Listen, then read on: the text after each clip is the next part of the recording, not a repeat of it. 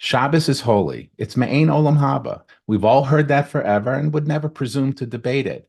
But besides being very lofty descriptions, connecting to it would be a much richer and more meaningful experience if we better understood the sources for them.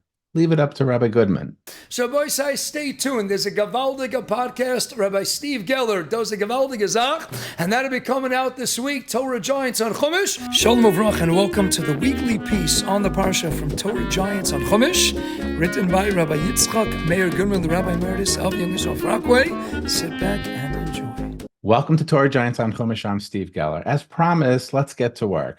In our Parsha, Vayakhel Moshe, and Moshe assembled as call Adas B'nai Yisrael, the entire congregation of B'nai Yisrael. And he said to them, these are the words that Hashem has commanded you to do. Sheish Yishmim Te'aseh Malacha, work shall be done for 6 days. Uvayom Hashvi, but on the 7th day, Yiyeh Lachem Kodesh, must be holy to you.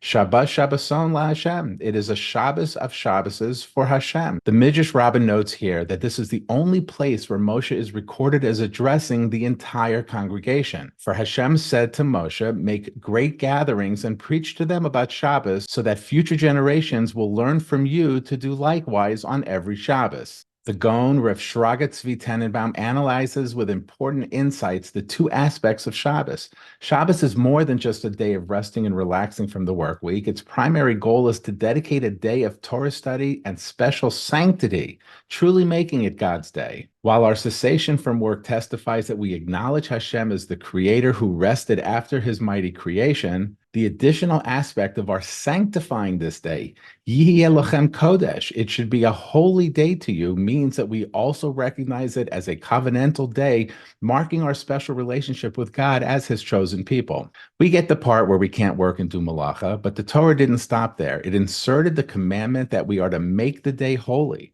So the first aspect of Shabbos is to be Shomer Shabbos. But the second aspect adds the dimension of Mekadesh HaShabbos. What is the significance of this commandment that we are also to make it a holy day? In Bereshis, Hashem rested on the 7th day. We get that. But he also blessed it and he sanctified it. The way the Zohar describes Shabbos reinforces that it is connected with Hashem's eternal existence, Me'ain Olam Habah. The Torah describes Hashem as creating on day 1, day 2, day 3, etc., and then resting after finishing creation on day 6. Hashem's resting is understood not as a ceasing of his acts of creating in this world, but returning to his infinite, non-creating state before creation. That state was his eternal makam in Olam Habah. In other words, the Torah could easily just have ended the story of creation after the 6 days, simply stating, and he rested on the 7th day. We would simply observe that absence of work as rest. But just as we see that darkness is not merely the absence of light, but darkness and light were two separate creations, as seen in Isaiah, and you could spend hours considering the implications of the words used for Hashem bringing light and peace compared to the word used to create darkness and hate. Here too, rest is not merely the absence of work.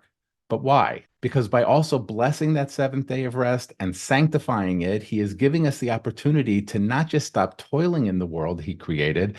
The elevation of the 7th day was meant for us to experience eternity's version of rest, called Shabbos. That's certainly the source of Shabbos back in Bereshis. We rest because Hashem rested. But what is the implication that we experience Shabbos in a way similar to Hashem Shabbos? We can see this so clearly right in the Torah. Look at how beautiful. The 3-letter word Shabbos is used in the Torah to also indicate the very way we return to Hashem in his infinite existence. Ba'achros hayamim, at the end of days, v'shavta ad Hashem Elokecha, you will return to Hashem. And in another pasuk, v'shavta ad Hashem Elokecha, you will return to Hashem your God. The word v'shavta is literally the word Shabbos.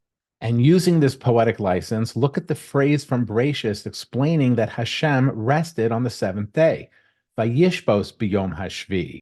The root of the very word for rested is shin beis taf, Shabbos, suggesting that once Hashem finished his work in this world, Hashem returned to his place in Olam Habah, Vayishbos, through the act of ceasing work. Exactly what we're doing on Shabbos itself, coming in proximity, Me'ain Olam Habah, in front of Olam Habah, having a seder to learn, having meals with family, discussing Torah, etc. For one whole day every week, he invited us to live just adjacent to him in his world. What bigger blessing is there than our amazing Shabbos? May we all sanctify and bask in the holiness of Shabbos with our family and communities. And the best way to bask in this holiness with our family and our communities is to like this video, subscribe to our YouTube channel, but most importantly, hit the share button, which copies the link to this video, allowing you to simply paste that link into Facebook texts and WhatsApp groups of family and community. They'll all appreciate you for it, and we will all be fulfilling the potential of Rabbi Goodman's life's work, Torah Giants on Chumash. We go to yeshiva to learn, that's Torah. We seek closeness to Gedolim, that's Torah. We daven for inspiration and v'sein chalkenu b'sorasecha, that's Torah. We come up with chidushim in our own learning, that's Torah. Maybe. Share your chidushim. Send your original Torah pieces to torahmaybe@gmail.com or email that address for more information. Also visit www.youtube.com/@torahmaybe.